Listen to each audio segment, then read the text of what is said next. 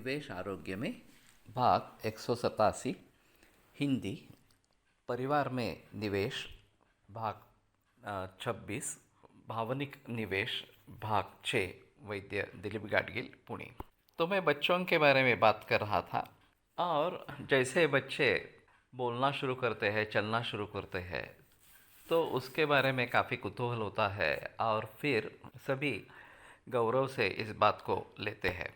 लेकिन जैसे धीरे धीरे बच्चा बढ़ता रहता है और फिर अपने दिमाग से कुछ सोचने लगता है और कुछ भी कर देता है, तो उसके बारे में कदाचित क्रोध भी हो जाता है, गुस्सा आ जाता है, उसको शासन करना चाहिए या सज़ा देनी चाहिए, इस प्रकार का भी माहौल रहता है। तो ऐसी स्थिति में बच्चे के मन पर क्या असर होगा, ये शायद सोचा नहीं जाता।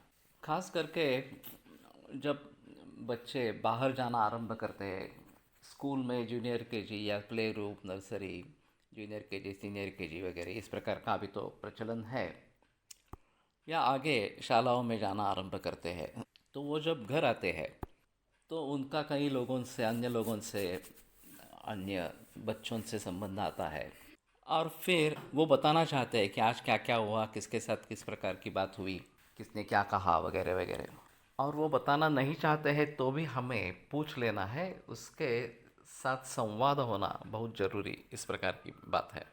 तो ये संवाद एक आश्वासक इस प्रकार का होता है कि मुझे पूछने वाला घर पे कोई है और मैं उनसे सभी बातें कह सकता हूँ या कह सकती हूँ, इस प्रकार से। और फिर ये संवाद अच्छा इस प्रकार का होता रहेगा।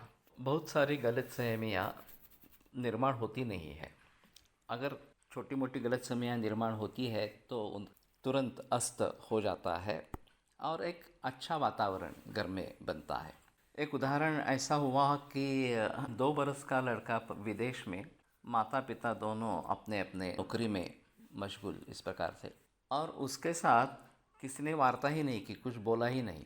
तो ये बोल नहीं रहा था और कारण समझ में नहीं आ रहा था कि ये क्यों नहीं बोल रहा है।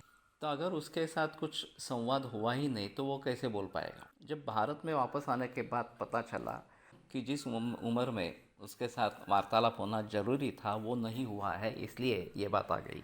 तो फिर यहाँ पे उसके लिए स्पेशल क्लास वगैरह इस प्रकार से लगाए और ये वार्तालाप डेवलप करने के लिए प्रयास किए गए। वो तो घर में आ गया तो फिर बाकी लोग भी बोलने लगे और वो धीरे धीरे सुधरने लगा, बोलना आरंभ हुआ उसका। तो कहने का तात्पर्य अर्थ ये है कि संवाद इस प्रकार का होना ये ज़रूरी इस प्रकार का है, और ख़ास करके छोटे बच्चों के लिए तो ये बहुत आवश्यक इस प्रकार का है।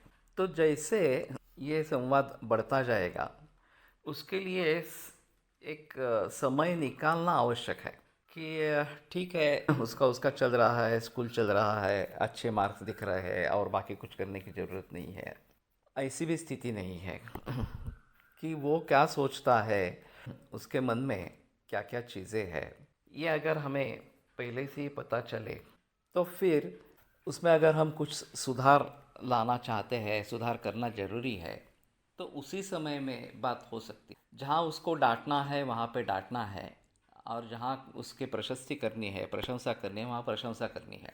तो इस प्रकार से संवाद अगर बढ़ता रहेगा तो निस्संशय घर का वातावरण, माहौल अच्छा इस प्रकार का रहेगा और फिर आगे दिक्कतें नहीं आएगी।